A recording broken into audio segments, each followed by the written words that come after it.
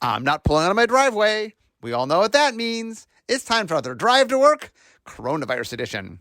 Okay, so today I'm going to talk all about the Timeshifted Sheets from Time Spiral Block. In a nod to, we have a Time Spiral Remastered coming up. And so I'm going to talk all about how the Timeshifted Sheets came to be. And I'll walk through that. We actually did 3 of them. We did one for Time Spiral, we did one for Planar Chaos, and we did one for Future Sight. So I'm going to talk about all 3 of them today. Okay. So when we first, real quickly, a summation of Time Spiral. So what happened in Time Spiral was we wanted to reset Planeswalkers. They were a little bit too powerful. They were like gods. We wanted to do something to shake things up and have a big event that would allow us to sort of reset how Planeswalkers function, make them a little less godlike, a little more human. As part of doing that, I had looked at mechanics that I had, and Suspend was one of them, and I also ended up using Flash. Flash got keyworded for the first time, split second. We realized there was a neat time theme that went on, and that there was a temporal disaster was the idea that was resetting everything. But when I realized that I had started as head designer in the middle of Champions of Kamigawa, but Ravnica was the first block that I really got to plan the whole block. So Time Spiral was the second block, and I was very, very big. One of the things I did when I took over was I wanted to do what I call block planning, that we weren't just doing a set and then figuring out what to do when we got to the next set. We were planning it ahead of time. In the previous year, Ravnica block had been what I call the pie method, right? It had been, we took something and chopped it into 3. What I was interested in trying with Time Spiral block was something where each set had a progression and a theme, but it fit as part of a larger puzzle. And so the idea was, we're doing time. We're dividing into 3 parts. How do you divide time into 3 parts? Well, you do past, present, and future. And so that was the idea, that I would do, the first set would be about the past, the second set would be about the present. I'll get to that in a second. That was the complicated one. And the third one would be about the future. Okay, so anyway, we're in the middle of Time Spiral. We're talking about the past. And one of the things I realized as we were talking was that nostalgia played a big role. Like, nostalgia ended up being a big part of what the block was about. It had kind of a time, the mechanics were time themed, but we also, we really realized that nostalgia, like one of the ways to say, how do I show you the past? It's by bringing up the past. And so in Plane Shift, which was the middle set of, Invasion block. It was Invasion, Plane Shift, Apocalypse. In Plane Shift, we had done this thing where cards had art, but when we went to foil, we got a new piece of art so that in foil, half the time it would appear with foil with the original art, and half the time it had unique new art that you could only get in foil in packs in this thing. This is like pre-collector's edition, collector's boosters. And this is kind of the early, you talk about like booster fun type stuff. This is one of the early times of us messing around. And so there were, it was like Tangarth and was the Predator, which is the bad guy's ship, and there was one other card. But anyway, there were 3. There were all 3 story-related things. Or was it? Maybe it was Weatherlight and not the Predator. Actually, I think it is in Plane Shift. It must have been the Weatherlight. Anyway, we had done this cool thing where half the time the foil were something different, right? They were a different piece of art. So that inspired me. And so one day in the meeting, I said, okay, guys, what if half the time, instead of getting a foil of a card in the set, what if you got a foil from the past? And the idea that I pitched was, what if just every once in a while, cool old cards showed up, And I liked the idea that, one of the big flavor that we were playing with was this temporal accident was grabbing things from the past and pulling them forward. That's why in the set, for example, there's like Safi Eriksdotter, who was the person who said Akon's run is Valurgoyf, who was her last words. What if we plucked her right before Valurgoyf got her and she showed up? So we were able to make a Safi Eriksdotter card, and we made a Mishra card, and we made a bunch of characters from the past that we pulled forward. And that the idea was time is sort of, because there's like a temporal accident here, it's grabbing things from throughout time. So it'd be neat if in your booster pack, what if it was just grabbing things from Magic's past? That was the idea. Now at the time, I think when I first pitch things sometimes, if I'm not sure how they're received, I tend to go low. I mean, I said, okay, so the way I originally pitched the Timeshifted sheet was I said, okay, imagine if whenever you get a foil, half the time, instead of the normal foil, you would get a foil from the past. And I think the idea is, I'm like, maybe we double the amount of foils, so you still get the normal foils at the normal rate. I wasn't trying to lessen the normal foils, but I was saying, hey, some of the time in your pack, this card from the past would show up. And then as I got some reception, I was really worried when I first pitched it that people were like, no. And I'm like, well, it's just an infrequent thing that happens. It's kind of cool. But, and what I found was people were a lot more receptive to it. And so what happened was instead, like, early on, it's like, half the time when you get a foil, and then it's like, well, what if we did it every 10 packs? How about every 5 packs? How about every 4 packs? Every 3? Every 2? How about every pack? And so in the end, the idea that I was a little worried people would be nervous about, everybody got so excited that we ended up putting it 1 per pack. Okay, so the way it worked, for those that don't know, I'll tell you a little bit about collation here. So when we make a sheet of Magic, we literally print a whole bunch of cards on one sheet. Now it depends. Different sheets are different sizes. The sheets we were printing on at the time we did that were what we call 121, which means it was 11 by 11. If you imagine 11 cards stacked on top of each other horizontally and vertically, that's 121 cards. And so what happens is you print the fronts, you print the backs, and then they have a machine that chops them into the individual cards. But that is how we print it. So when we are doing collation, one of the things we can do is we can choose for any slot in the booster, we can pick whatever sheet we want to pull it from. Now, normally in Magic, you're pulling from the land sheet, the common sheet, the uncommon sheet, the rare sheet, and sometimes there's more than one of those. And you are dropping those in slots. So for this set, we wanted you to get a time-shifted card in every slot. So what we did is we had our own time-shifted sheet. And at the time, that was 121. At least when we were printing, those were 121. So we got 121 cards on the sheet.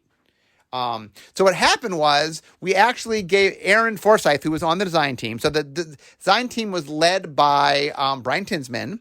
I was on the team. Aaron was on the team. And I think Devin Lowe was rounded out the team. Anyway, so Aaron got put in charge of the time-shifted sheet. Now, early on, the original idea was that these just be cards from throughout Magic, and we were putting all sorts of crazy things on the sheet. And then what we found out was one of the big issues that came up was how weird was it to have a card that came out of what we then called a standard legal booster that wasn't standard legal. And so we ended up, so Aaron basically got put in charge of the sheet. So he would pick all the cards, make a choice of 121, and then come and show it to us. And show it not just to us, but other people, and get notes and stuff. And then we give notes, and he'd show it around and get other notes. And then he kept tweaking, and Aaron was constantly tweaking it. So anyway, early on, there was just crazy stuff on the sheet because it could be whatever. And then we made the decision that, if you actually think about it, what if we made things that were, by putting them in the sheet, we made them standard legal? So then we decided, okay, well, let's make cards we're willing to have in standard. Because that makes them also exciting in the sense that when you get them in your pack, not only can you play them here in limited, but you can play them also in constructed and standard. So anyway, Aaron then had to change the sheet again. The sheet went through, I have no about how many iterations, but over 100. I mean, Aaron was constantly changing the sheet and fiddling with this and changing that. One of the things that he was trying to do when making the sheet was we really wanted to show off kind of the breadth of what Magic was. And so there were we were trying to pull from all over the place. So they showed up from a lot of different sets, from a lot of different times. The one rule was that all of the cards had to be in the old border. So this was after 8th edition. So in 8th edition, Magic came out. We had a border for quite a while. And then in 8th edition, we changed the border. The old border was a little bit harder to read. It was like white on. Now we have sort of the nameplates are flatter and we have black on them. The old ones were very flavorful, but they weren't easy to read. They weren't very practical. They were hard to read from a distance. And but anyway, because we were doing the past, we decided we really wanted to show off the old frame. So the rule was everything had to be old frame. So it had to be from before 8th edition. 8th edition and Mirrodin is where it started. And so Mirrodin, Kamigawa block, and then Ravnica, and then Time Spiral. So we were pulling from things that weren't from the last 3 years. Anyway, so we made Aaron, the whole team really wanted it to be something that was kind of showed off the past, had some fun. We purposely put a few cards on there, like there's a 1W for 1/2 called Squire, which is a bad card, and we thought it was kind of funny that like sometimes you got really amazing cards and sometimes you got Squire. And so there was a lot of. It was really trying to show up the breadth of what Magic had been and all the cool things, and there were one of mechanics, and it was just something that really. The idea we wanted is the cards were sort of fun and cool, but who knew what was going to pop up, because I don't think we shared the Time Spiral sheet right off the gate. We sort of let people, in fact, we didn't even tell people. I got to tell this story real quick. So what happened with the Time Spiral sheet is an interesting story. So it was supposed to be secret. We, in fact, had talked with the brand team and said, we think this is a cool part of the set, and we think there's enough exciting things to market that could we just keep this secret? Could we not tell people about the Timeshifted sheet? And then when they show up for the pre-release, they'll find out. The problem was that some playtest cards got leaked. And one of the playtest cards where the cards have a card code, right? So like RG01 means rare green 01. The first rare green card. So one of the cards had a B in place of where you would see C for common or U for uncommon or R for rare. Mythic Rare didn't exist yet for M, but anyway, so there was a B there, which was for bonus sheet. And so at the time, no one quite knew what to make of it. But everyone sort of acknowledged it was weird because it wasn't one of our normal rarities, and they didn't know what that meant. And then when we put out the announcement, somebody accidentally listed the cards, and they listed the number of cards in the set. They listed the Timeshifted sheet. Now, the funny thing is, we had not purposely counted them in the set for things like on Magic Online, you couldn't redeem them, right? So they were counted a little bit differently, but we missed that, so we accidentally put out the wrong number. Like 422 was the number with the sheet, and it was like 301 without the sheet. So we put out the number 422 and then said, oh, sorry, we mean 301. But then the audience was like, wait, what? Why would you accidentally say 422?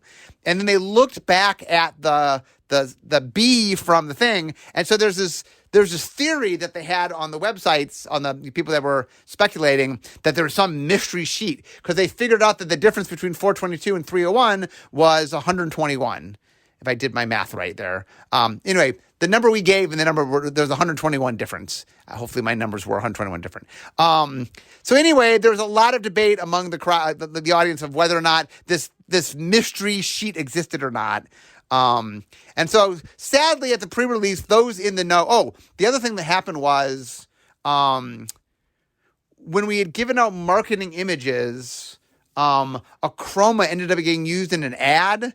And so there was a TV ad where they used the Achroma card. So they got the card from it, but the card from it had the expansion symbol. Remember the purple, I'll get to the purple expansion symbol in a second. But anyway, there was an ad that showed this Achroma card, and it clearly had an expansion symbol with a color you'd never seen before. So anyway, by the time we got to the release, those in the know that were on the rumor sites kind of knew the time-shifted sheet existed. They didn't know what was on it, but they did know it was 121 cards. Now, a lot of people who didn't read the rumor sites didn't know that, so there was some surprises. But it's kind of funny that got revealed in a way we did not intend. And it got revealed, like, there's a whole bunch of things that happened. Like, we accidentally shouldn't have released the right number, and we accidentally should have used a chroma in the ad, and there's all these things that like should have been caught that for weird reasons, like the chroma thing is funny. The person that would have caught it on the brand team was sick. The other person was brand new and didn't realize it, and like, anyway, there's a whole bunch of things that happened to make that come out. I wrote a whole article, by the way, about, if you're curious to hear about this whole story of how the audience figured it out, and we did a few things to try to make it not quite as clear what we were doing. I did some tricky things to try to hide it a little bit. Anyway, so let's talk about the expansion symbol on the time-shifted sheet. So originally we were thinking of having a completely different expansion symbol, just to represent that, because it was like when you redeemed a Magic Online, you didn't redeem the time-shifted sheet. So it was like, maybe we're supposed to have it different. But it was in the same booster pack. We thought that would be confusing. So we said, okay, we'll keep the same expansion symbol, but we'll give it a new rarity, if you will. And so we came up with the purple. So the funny thing is, we said, okay, what color should this expansion symbol be? Well, right now we have black for common, silver for uncommon, gold for rare. We're like, okay, well, what color should we make it? I'm like, well, let's stay away from magic colors. So we decided not to do white or blue or red or green. And that led us with yellow and purple and orange and brown, I think. Brown just looked kind of ugly. It just didn't look good. And it was kind of hard to read brown, especially like versus something like black. It just read as dark. Yellow ended up being too close to gold, which was rare, so we couldn't use yellow. So it came down to either purple or orange. And I think we decided we just liked the way purple looked. Interestingly, a couple years later, we had to do Mythic Rarity, and we ended up using orange in Mythic Rarity. So the orange we didn't use, like when we ended up using purple for the time sheet, and the orange ended up getting saved, interestingly, and ended up getting used in Mythic Rare. Okay, so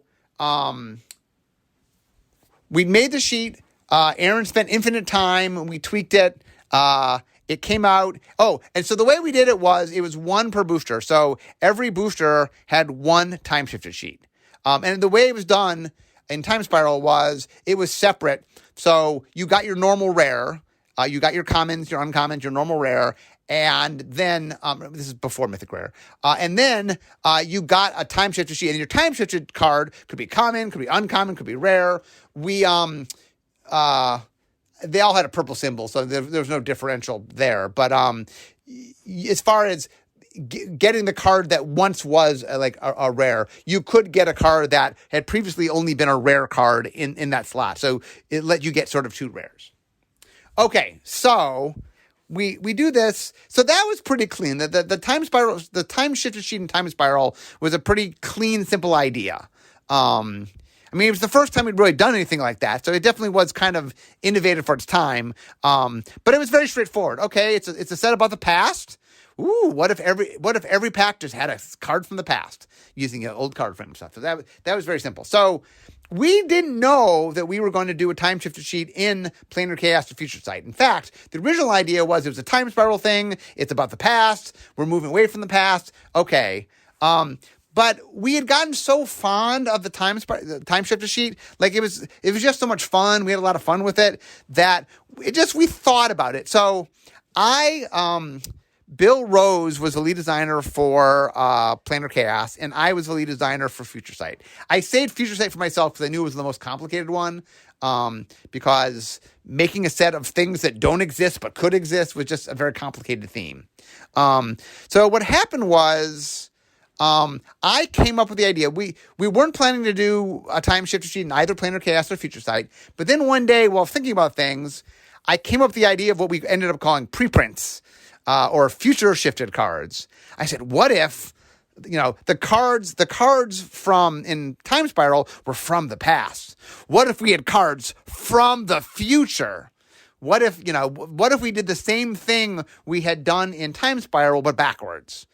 Now, the fun thing about this was, cards from the future, the future doesn't exist. So we were making cards. So what we said was cards from a potential future. Although I will admit, we have gone out of our way to try to, whenever we can, to actually print cards from the future shifter sheet. So, hey, it appeared for the first time in this set and then was pre-printed back in Future Sight. And so I decided that I wanted to do that. I thought that was a cool idea. So once I decided that Future Sight should have a time shifter sheet, okay, well then Planar Chaos needed one, what I call it the rule of three. If the first and third expansion do something, people expect the second. They expect kind of, if you do it on two of them, they expect in three of them. The only exception is if something gets introduced in the second set, then it could be in the second and third set and not in the first set. That's the only time when people don't get grumbly about the rule of three. This is back when we did blocks. Okay, so we spent a lot of time trying to think about how do you do the time shifter sheet? What do we do? And then the funny thing is, when I first tried to get Bill on board, I wanted him to lead. Bill didn't understand because it was a set about the present. Well, isn't every set about the present? I'm like, well, it's about alternate present, right? It's about what if it's the present, but it's an alternate reality? What if magic was different? And so Bill just didn't understand this concept. So I made some cards. It's a black Wrath of God. And the card that really got to Bill was I made a white Memory Lapse. So the card Memory Lapse from Homelands, but in white. I'm like, white's about delaying. So the idea I said to Bill is there's a lot of things that have been done some way, but you could imagine what if Wrath of God had just been a black card instead of a white card? That makes sense. Black's about creature killing. What if, white's about delaying? What if Memory Lapse had been a white card? Now, Bill, interestingly, had made Memory Lapse. Bill had designed it. It was originally in Mirage. And then Bill came to Wizards to do an interview for the job that he ended up getting. And while he was there, they had him sit in on a Homelands development meeting, and they ended up making a blue hole. And so Bill said, well, here's a card from Mirage you guys can use, and he gave them Memory Lapse. So Memory Lapse was Bill's card. So anyway, when I said white Memory Lapse, it just made Bill click. He's like, I got it. White Memory Lapse. That's a cool thing. Here are things as they could have been. So the idea of cards that but color shifted had been part of the topic from the very beginning. And then at one point we were racking our brains trying to understand how to make a time shifter sheet. And then I think it was Mark Gottlieb that made the suggestion of, well, what if the time shifter sheet are just the cards, the actually shifted and colored cards? The Memory Lapse, the Memory Lapse didn't end up making, the white Memory Lapse didn't end up making instead. But obviously the black Wrath of God became Damnation, and that did. What if those were the time shifted cards, the ones that were specifically cards you knew but color shifted? And that seemed really cool. So what we did is, because we knew that because the rest of the set had the normal frames of the current 8th edition frames, and in the time shifter sheet in Time Spiral, we used the old frames, the pre-8th edition frames.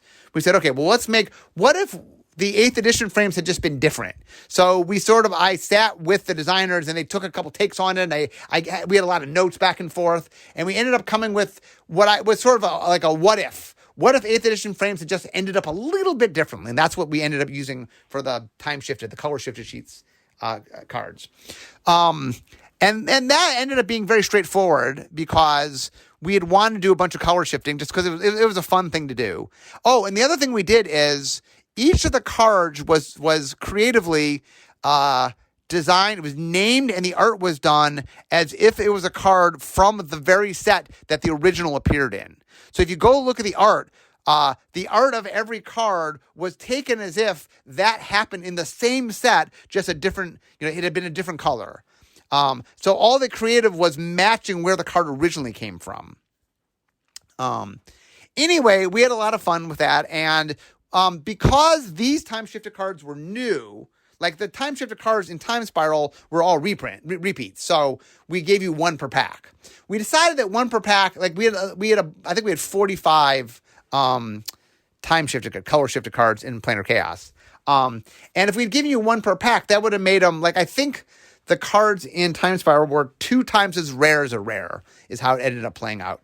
And so that would be a little bit too rare. I mean, Mythic Rare wasn't even a rarity yet. And so we decided, instead of giving you 1 card, we would give you 4. So you had 3 commons, and then you had 1 slot that was either uncommon or rare. And like, I forget the drop rate, but like 3 out of 4 was uncommon and 1 out of 4 was rare, or maybe 2 out of 3 was something around there. So we made it so it matched it. So the rarity between uncommon, I think uncommon to rare is 1 to 3. So I think we did 3 than 1 is my guess, but that is me guessing. But anyway, so we made that frame, we put it in. In Planar Chaos, you could open up your normal rare, and your uncommon / rare color shifted slot could also be a rare. So you could open up 2 rares. Okay, which leads us to Future Sight.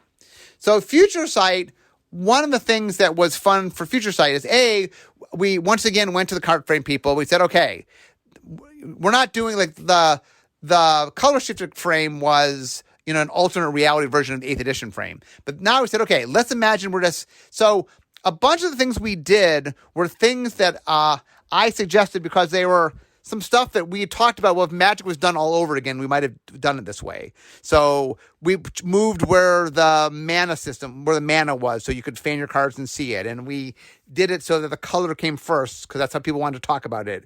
And we put a code that was a visual code to tell you what card type it was. So we did a bunch of things. We sort of like re-envisioned, and like maybe in the future, this kind of stuff gets incorporated.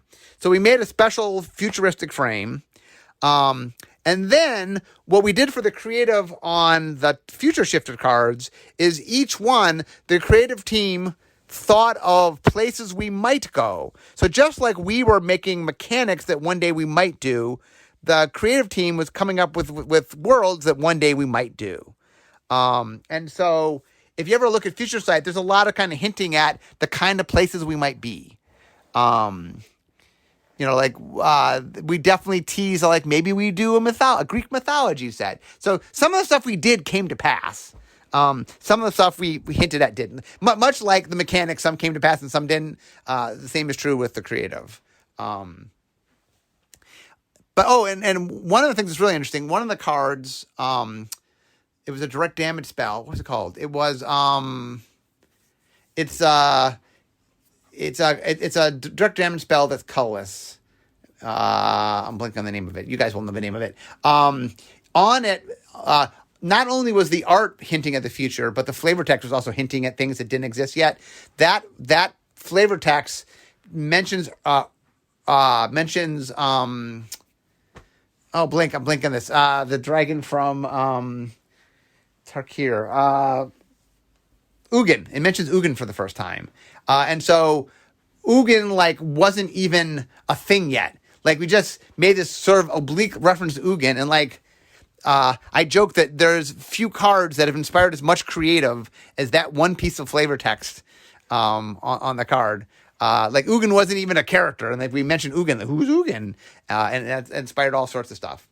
But anyway, so we really had fun. One of the things that I had done was I was planning to keyword some cards. So in Future Sight, we ended up keywording Lifelink and Death Touch and Reach and Shroud. Shroud would later become Hexproof.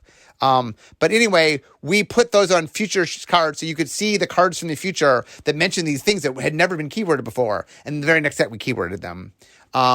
We also made reference of... there were ones that made, there was a cycle of cards that made reference to cards that existed, but the white one referenced a card that had not existed yet. That was pulled from the future. We definitely sort of had a lot of fun of teasing things that, I thought maybe one day we would do. And there were a whole bunch of mechanics. Some of them went on to become mechanics. An early version of Chroma was there, which later became Devotion. Delve was on there for the first time. Anyway, so there was definitely a bunch of things that, we hinted at mechanics, and some of those mechanics we've used, and some of those cards we've used.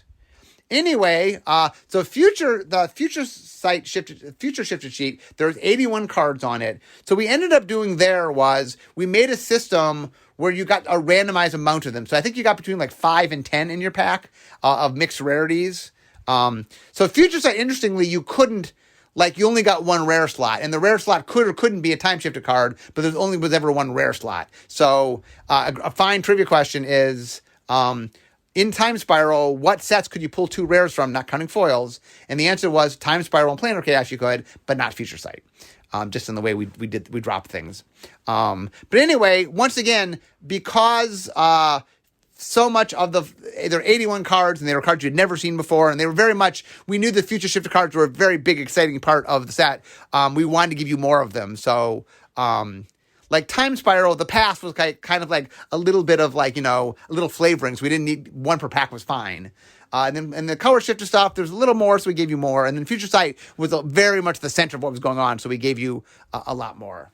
But anyway, it's funny because when looking back, it was a very exciting, nowadays, if you look at a lot of the stuff we do, it's interesting to me as a magic historian, looking back in the past and seeing us trying things for the first time and then being successful, and then it becomes a well that we can go to and try different things with. And so the idea of a bonus sheet that now might seem kind of quaint at the time was a new thing. So that, my friends, is the full story, or at least 30 minutes worth of it, of the time shifted sheets from Time Spiral block. So anyway, I hope this was interesting to you. It was fun to reminisce, but I see my desk. So we all know what that means. Means this is the end of my drive to work. So instead of talking magic, it's time for me to be making magic. Hope you guys had fun today, tiptoeing through the past. And if Time Spiral sounds fun, Time Spiral Remastered is coming your way soon, so you might enjoy that. Anyway, I gotta go. I'll see you all next time. Bye-bye.